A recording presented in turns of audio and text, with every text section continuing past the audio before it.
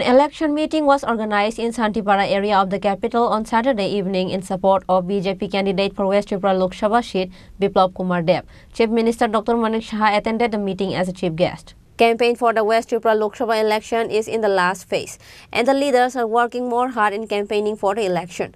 Likewise, an election meeting was organized in Santipara area of the capital on Saturday evening in support of BJP candidate for West Tripura Lok Sabha seat, Biplab Kumar Deb. Chief Minister Dr. Manik Saha attended the meeting as a chief guest. BJP Sada District Urban Committee President Ashim Bhattacharya, Corporator Ratna Datta and others were present. Addressing the meeting, Chief Minister Dr. Manik Saha said that the people of the state have seen what kind of democracy existed in the state for 35 years. Congress and CPIM have been fooling people for so many years for their own betterment. আমাদের কাছে যেভাবে army এবং naval এবং এয়ারফোর্সকে সুসজ্জিত প্রধানমন্ত্রী করেছেন সেটা চিন্তা করা যায় না। এখন আমাদের কাছে রাফেল আছে, সেই রাফেলের F-16 এর বাবা, মানে এত শক্তিশালী আমাদের ভারতবর্ষ। এখন একদিকে আমাদের দেশকে সুরক্ষিত রাখার শক্তিশালী করছেন একদিকে, আর ধর্মপ্রাণ মানুষ আমরা সবাই জানি। আমরা কথায় কথায় কি বলতাম আগে, আরে এটা রামরাজত্ব না। প্রধানমন্ত্রী 500 বছরের এই যে রামরাজত্বের কথা বলছেন, 500 বছরের কত লোক শহীদ হয়েছে, সেই জায়গায় 22শে জানুয়ারি 2024-এ এই অযোধ্যাতে রামলালার প্রাণ প্রতিষ্ঠা করেছেন। এখন কি হচ্ছে, এই প্রাণ প্রতিষ্ঠার পরে মানুষ বুঝেছে যে ভারতবর্ষ আবার রামরাজত্ব আবার এসছে। এটা হবে মানে ন্যায়ের শাসন হবে, এখানে মানুষের যে সমস্যার সমাধান হবে। বারবার সব জায়গায় আমি এটা বলি যে এই সরকার সমস্যা সমাধানের সরকার, সমস্যা জিয়ে রাখার সরকার না। আগে আমরা দেখতাম যে সরকার এইসব প্রবলেম ক্রিয়েট করে সরকারে থাকতে চায়। আমাদের সরকার সেইভাবে থাকে না। একদিকে আধ্যাত্মিক দিক দিয়ে, একদিক দিয়ে অর্থনৈতিক দিক দিয়ে, আর বিভিন্ন ইনফ্রাস্ট্রাকচার ডেভেলপ করার লক্ষ্যে যেভাবে করছে। আপনার ভাবুন তো, আগে শুনেছি আমরা যে আগের 35 বছরে যারা রাজত্ব করেছে, 4বারের মুখ্যমন্ত্রী, উনি কি বলেছেন, ত্রিপুরা এখন স্বর্ণযুগ চলছে।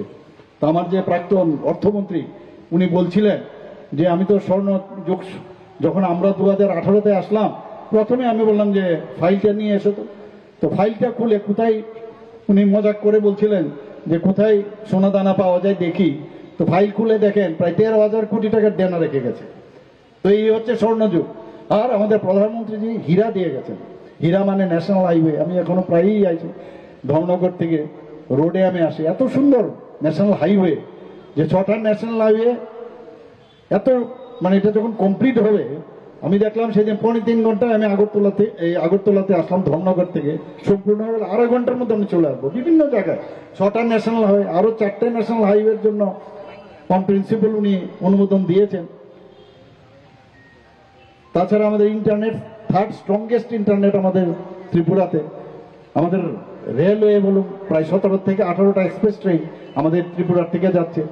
রাজধানী এক্সপ্রেস যাচ্ছে, কাঞ্চনজঙ্ঘা যাচ্ছে, অনেক ট্রেন এখন মানে বিভিন্ন ভারতবর্ষের প্রদেশে যাচ্ছে, যেটা আমরা কোনোদিন কল্পনা করতে পারিনি। এয়ারওয়েজ যদি বলি, আমাদের এত সুন্দর একটা এয়ারপোর্ট হয়েছে। এখান থেকে ইলেকশনের পরেই খুব সম্ভব আমাদের ইন্টারন্যাশনাল যে এয়ারপোর্ট আমরা নাম দিয়েছি, সেই ইন্টারন্যাশনাল এয়ারপোর্ট, এখান থেকে ফার্স্ট যে ফ্লাইট যাবে সেটা চিটাগাং যাবে।